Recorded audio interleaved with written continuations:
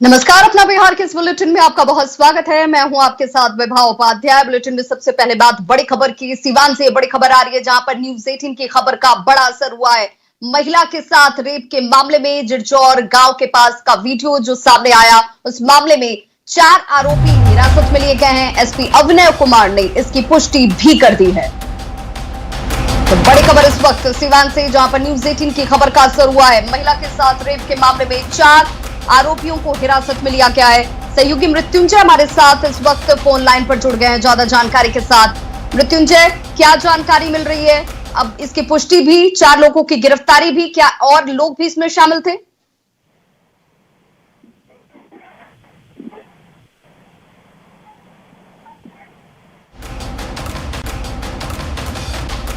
तो बड़ी खबर इस वक्त की है सीवान से, यह खबर जहां पर न्यूज 18 की खबर का असर हुआ है। जिरजौर गांव के पास महिला के साथ रेप के बाद उस वीडियो को वायरल करने के मामले में अब 4 आरोपी हिरासत में लिए गए हैं, जिनसे पूछताछ की जा रही है।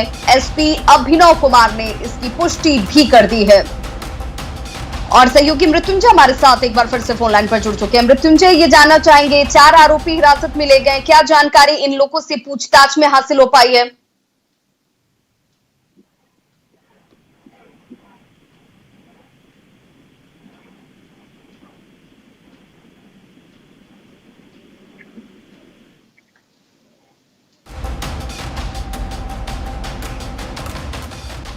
ये जो महिला के साथ दुष्कर्म का जो मामला है, ये हम लोग के संज्ञान में आज ही आया और इस पर तुरंत कार्रवाई करके अभी तक 4 लोगों को हम लोगों ने आइडेंटिफाई किया है, सिक्योर किया है। और आगे पूछताछ है। वो घटना जो है वो 5 से 6 दिन पहले की है, लेकिन एग्जैक्ट डेट पता नहीं, लेकिन उस पर हम लोग जाँच कर रहे हैं। और ये जो घटना है वो अंदर की है, जेजोर विलेज के पास एक नहर के आसपास की घटना है।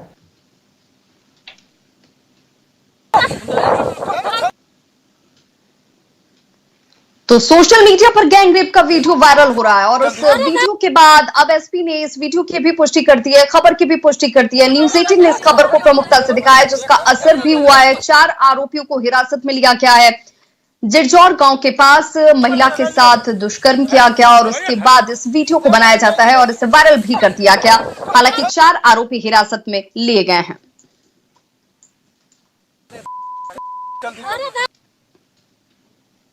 और इस बीच बड़ी खबर आ रही है सुशांत सिंह राजपूत केस से जुड़ी हुई, जिसमें जांच का दायरा जो है वो बढ़ता हुआ नारकोटिक्स कंट्रोल ब्यूरो करेगा। अब इसकी जांच सुशांत के करीबी लोगों पर ड्रग्स लेने का शक भी जाहिर किया जा रहा है। ईडी के अनुरोध पर नारकोटिक्स कंट्रोल ब्यूरो अब इस पूरे प्रकरण की, इस पूरे मसले की जांच करता हुआ भी नजर आएगा। और हमारे साथ इस वक्त मैनेजिंग एडिटर ब्रजेश कुमार सिंह जी जुड़ चुके हैं। ब्रजेश जी, इस खबर में ये माना जाए कि इस पूरे मसले में कई एंगल हैं और अब इस एंगल में नारकोटिक्स का भी जुड़ जाना ये जाहिर करता है कि अब ये जांच का दायरा उन तमाम लोगों तक पहुंचेगा जो लोग इसमें शामिल रहे हैं। निश्चित तौर पर यह दायरा काफी बढ़ता जा रहा है, क्योंकि ये पूरा का पूरा केस काफी रहस्यमय है। और ऐसे में इन्फोर्समेंट डायरेक्टर यानी प्रवर्तन निदेशालय ने नारकोटिक्स कंट्रोल ब्यूरो को इस बात का अनुरोध किया।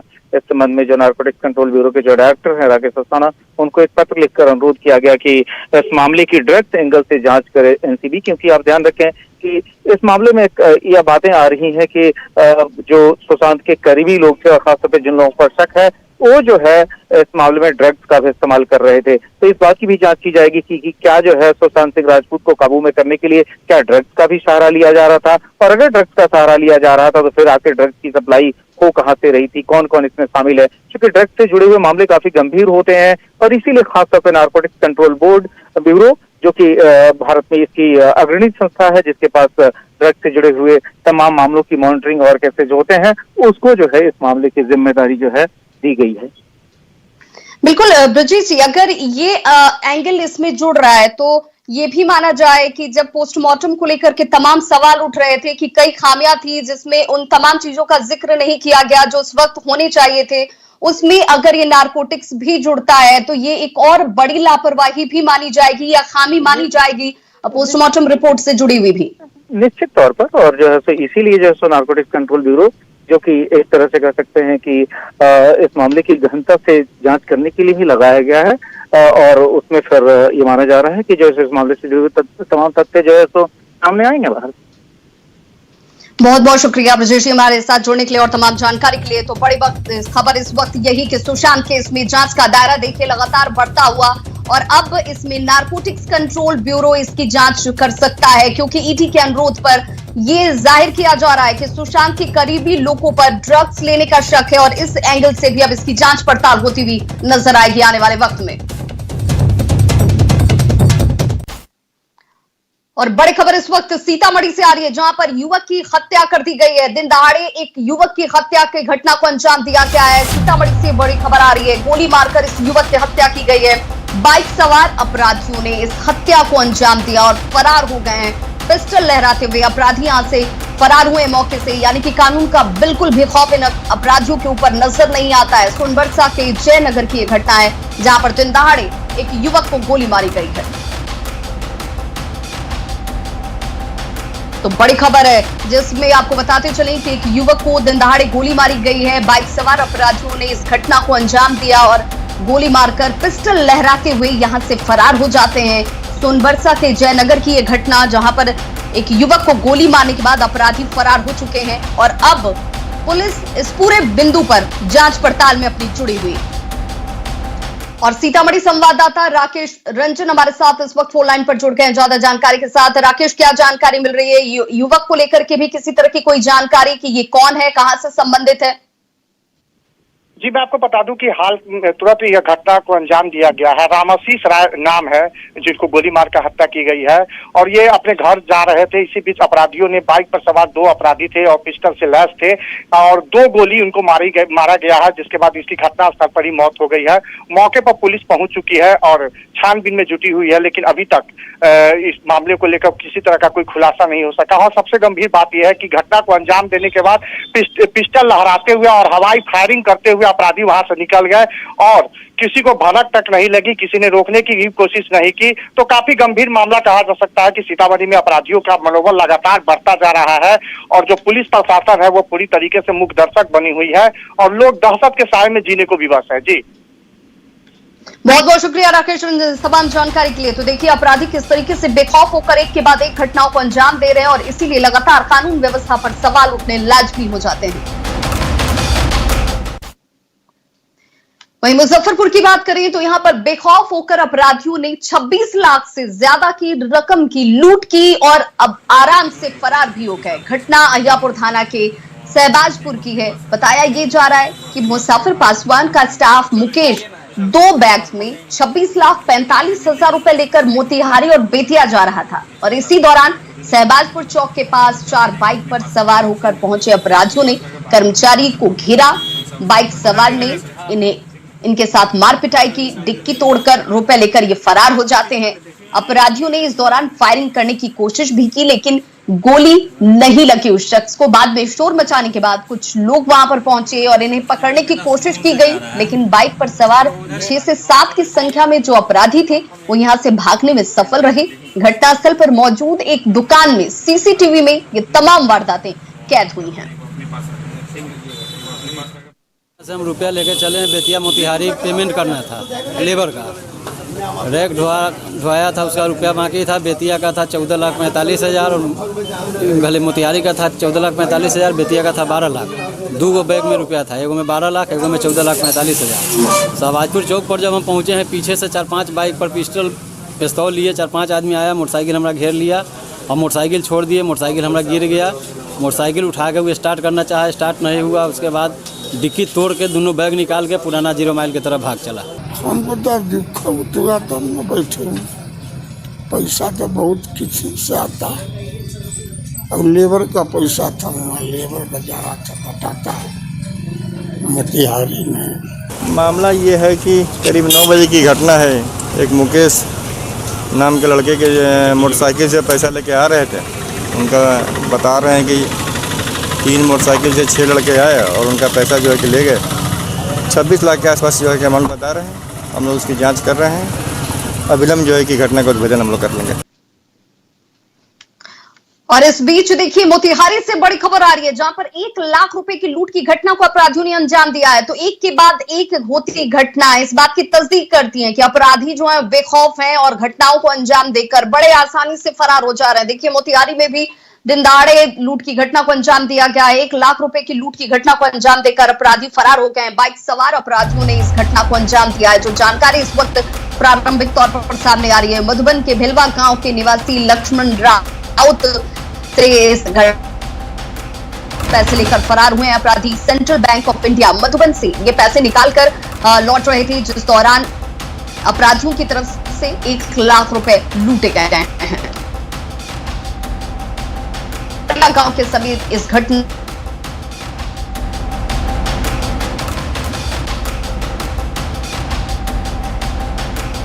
तो चलिए कि देखिए इस तिहारी से जहां पर 1 लाख की घटना को अंजाम दिया गया है अपराधियों की तरफ से और को अंजाम देकर फरार हो चुके हैं। दिन दहाड़े इस वारदात को अंजाम दिया गया अपराधियों की तरफ से और सिर्फ मोतिहारी की नहीं, अगर हाल के और आज की ही बात की जाए तो लगातार कई जगहों पर अपराधियों की तरफ से लूट की इस घटना को अंजाम दिया और उसके बाद फरार हो चुके हैं। फिलहाल पुलिस अपनी तफ्तीश और तहकीकात में ही जुटी हुई है। हर बार की तरह इस बार भी जवाब यही कि बहुत जल्द अपराधी जो हैं जिसमें शामिल है लूटकांड में उन्हें गिरफ्तार किया जाएगा। और मुख्यमंत्री नीतीश कुमार का ड्रीम प्रोजेक्ट नली गली जल योजना, जिसमें कमीशन खोरी कह लीजिए, लूट खसोट कह लीजिए, वो बदस्तूर चल रहा है और बड़े पैमाने पर चल रहा है। सहरसा की हम बात करेंगे। सहरसा में कमीशन खोरी का खेल बड़ी तेजी से चल रहा है, जिसकी तस्दीक ये वीडियो करता है। वीडियो आपके सामने है। वीडियो ये बहुत तेजी से वायरल हो रहा है, जिसमें दिख रहा है कि मुखिया पति को काम कराने के बदले मोटी रकम दी जा रही है, यानी कि बिना रकम के आपका काम नहीं होगा। साथ ही कमीशन देने की बातचीत भी की जा रही है इस वीडियो में, जो साफ सुनाई देता है। वायरल वीडियो नौहट्टा प्रखंड के दरहार पंचायत का है, जिसमें मुखिया पुनीता देवी के पति रामविलास यादव पैसे लेते नजर आ रहे हैं। हालांकि न्यूज़ 18 इस वायरल वीडियो की पुष्टि नहीं करता, लेकिन अगर आप वीडियो की सत्यता सामने आती है तो आप खुद समझ सकते हैं, खुद सोच सकते हैं कि किस तरह हर जगह पैसे के बल पर काम कराए जा रहे हैं और लूट खसोट बदस्तूर जारी है। 500 रुपया ग्राम सेवक को लाने 500 बैंकों वाला लाल के सब कुछ 500 पकड़ ललके बैंक वाला हमारा टका देते नहीं बल्कि हम इमरजेंसी कोटा से जते जगह गेलो सब कोई 1500 से नीचे कोई ना कामगारी खोललक। वीडियो के ना लूटे लेते यार छे यार हम रोकले छे 4 नंबर के ताकि रोके भाई हम 3%। अगली खबर शेखपुरा से है, जहां पर शेखपुरा सदर अस्पताल से नवजात बच्ची की चोरी का मामला सामने आया है। जी हां, बच्ची की चोरी की गई है, वो भी सदर अस्पताल से। पिछले सोमवार को सदर अस्पताल पहुंची एक महिला, जो यहां पर बच्चे को जन्म देती है, जिसके कुछ ही देर के बाद एक महिला वहां पर पहुंची और बच्ची को गोद में लिया और वहां से फरार हो गई। इस घटना के बाद काफी देर तक वो हंगामा चलता रहा। स्वास्थ्य विभाग ने हालांकि पल्ला झाड़ते हुए 4 ममता कर्मियों को निलंबित कर दिया, जिसके बाद ममता कर्मियों ने भी सदर अस्पताल में जमकर हंगामा किया और अस्पताल अधीक्षक को घंटों घेरे रखा। ममता कर्मियों का कहना है कि उन्हें बलि का बकरा बनाया जा रहा है। इधर लापता नवजात के परिजनों ने कहा कि अगर उनका बच्चा जल्द नहीं मिलता है तो सदर अस्पताल में अनिश्चितकालीन भूख हड़ताल पर बैठ जाएंगे। जिस दिन और वक्त बच्चा चोरी हुआ उस समय सीसीटीवी भी बंद था और इस वजह से कई तरह के सवाल भी उठ रहे हैं। परिजन डीएम से लेकर एसपी तक के चक्कर लगा रहे हैं। पूछ रहा है कि कौन करिए, क्या काहे हम लोग कबूल करेंगे? हम लोग काहे कबूल करेंगे? चोर नहीं तो हम चोर बनेंगे? चिट्ठी निकाल दिया है। क्या चिट्ठी निकाला है? चिट्ठी निकाला है कि सस्पेंड करे जाएंगे। सस्पेंड बैठिए घर में। किनको? अनीता के, तनकी के, मनकी के, नीलम के। तो ये बात है, हम लोग का साबुत चाहिए। आप लोग ममता कर्मी हैं? जी। क्या मांग कर रहे हैं आप लोग? हम लोग मांग कर रहे हैं कि हम लोग का साबुत चाहिए, जांच होनी चाहिए। हाँ। सिर्फ तारीख पर तारीख टाइम पर टाइम लिया जा रहा है एसपी द्वारा। अब बोलता है 2 दिन उठा लो, कितना दिन तक धैर्य रखें? जब भी जवाबदेही तय की जाती है तो देखना पड़ेगा कि उन्होंने लिखा था कि हम उस समय जिसमें बच्चे की चोरी हुई मैं लेबर हूँ, तो लेबर में क्या काम है और यहाँ से फिर ये सारा प्रक्रिया सिविल सर्जन के द्वारा होता है, आदेश भी उन्हीं के द्वारा निकला है। और अब बात गंगा के जलस्तर के बढ़ने की। जी हां, खगड़िया में गंगा का जलस्तर लगातार बढ़ता जा रहा है और इससे लोगों की परेशानी बढ़ती जा रही है। रहीमपुर, बन्नी, सलारपुर समेत जितने भी गांव हैं वहां पर अब पानी भर चुका है और जिले में अब तक बाढ़ पीड़ितों का आंकड़ा 1.5 लाख तक जा पहुंचा है। जो लोग बाढ़ की वजह से प्रभावित हुए हैं, बाढ़ से सबसे ज्यादा परेशान मक्का के किसान हैं, क्योंकि इनकी पूरी फसल पानी में डूब चुकी है। बाढ़ पीड़ितों का आरोप है कि अब तक इन्हें कोई भी सरकारी मदद नहीं दी गई।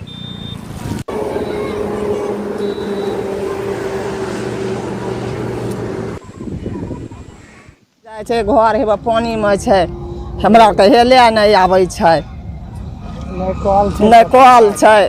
गंगा जी के पानी कते जेते नाने ला, हे हियां से ले जाय छै। मकई बुनने रहिए, लड़कटिया रहे, 3-3 बीघा डूब गए, तब बाल बच्चा खैते।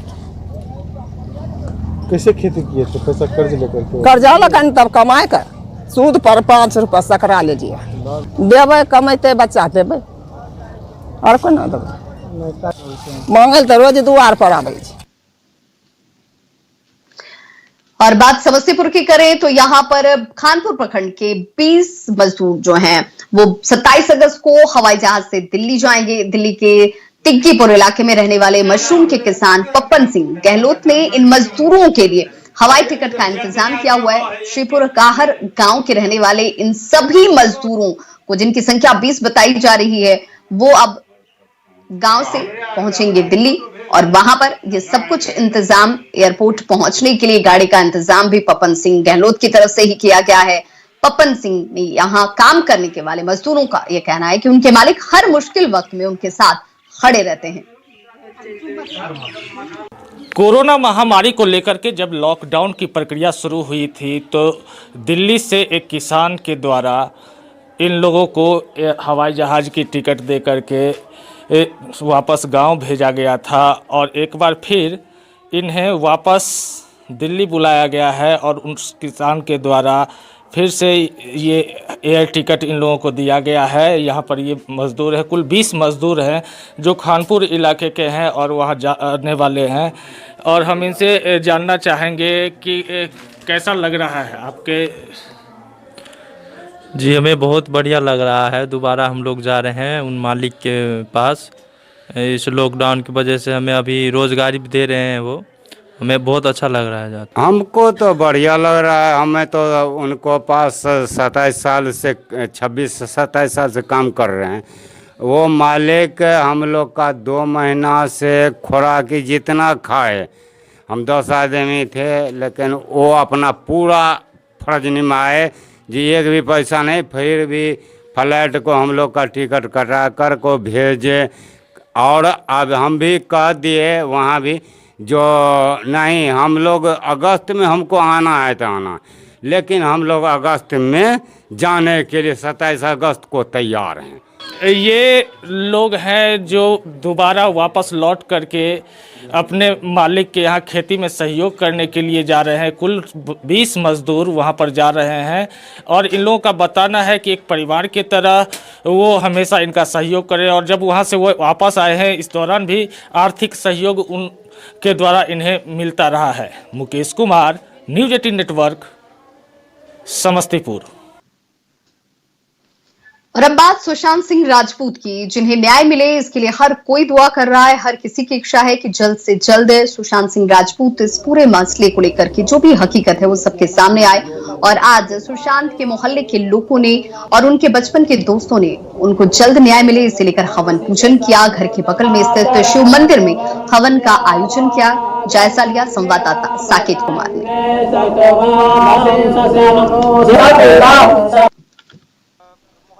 पूरे लोग हैं वो कहीं ना कहीं सुशांत को न्याय मिले इसे लेकर ये आयोजन जो है वो कर रहे हैं और सुशांत के न्याय के लिए ये पूरा आयोजन है। हम एक बार बात भी कर लेते हैं, उनके जो परिवार के लोग हैं या उनके मोहल्ले के लोग हैं उनसे बात करते हैं।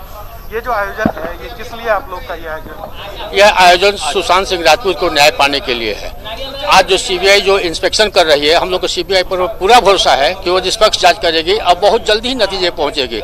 आज का पूजा का आयोजन सिर्फ इसलिए है कि सीबीआई भी है तो ताकतवर, लेकिन भगवान के शरण में हम लोग इसलिए गए हैं कि सीबीआई को और ताकत दीजिए कि जल्दी से जल्द जो उसके सामने हत्यारा अपराधी घूम रहे हैं उसको जल्दी अपने गिरफ्त मिले। भगवान के शरण में इसलिए है कि इनके बगैर दुनिया में कुछ काम होता नहीं, पत्ता भी नहीं हिलता है। तो इनके शरण में आने से, क्योंकि ये ऐसा न्यायालय है, एक न्यायालय ने तो अभी बहुत सुंदर फैसला दिया जो सर्वोच्च न्यायालय, मैं उनको सम्मान करता हूं, प्रणाम करता हूं आपके माध्यम से। और भगवान जो यही सबको सुबुद्धि देते हैं, तो आज हम लोग कर रहे हैं हवन की जल्दी से जल्दी वो हत्यारा गिरफ्तार हो, सीबीआई को शक्ति मिले और राजनीतिक जो चाल चल रहा है वो राजनीतिक चाल फेल हो और सच में सुशांत के आत्मा को, उसके परिवार को न्याय मिले। शिव मंदिर है ये।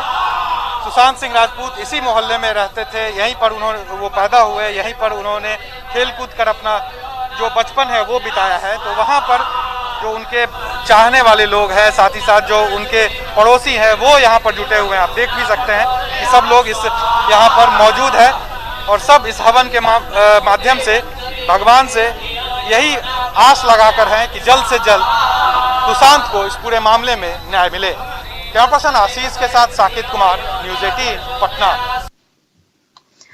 और अब बात बिहार की चुनावी सरगर्मी की, तो लगातार एक के बाद एक बयान भी सामने आते हुए, जिस कड़ी में बीएसपी सांसद मलुक नागर का बयान सामने आ चुका है। उन्होंने कहा है कि बिहार में सरकार बिना बीएसपी के संभव नहीं है, यानी कि सरकार बनानी है तो बीएसपी का साथ जरूरी है। सत्ता की चाबी हमारे हाथ में, ये कह रहे हैं मलुक नागर।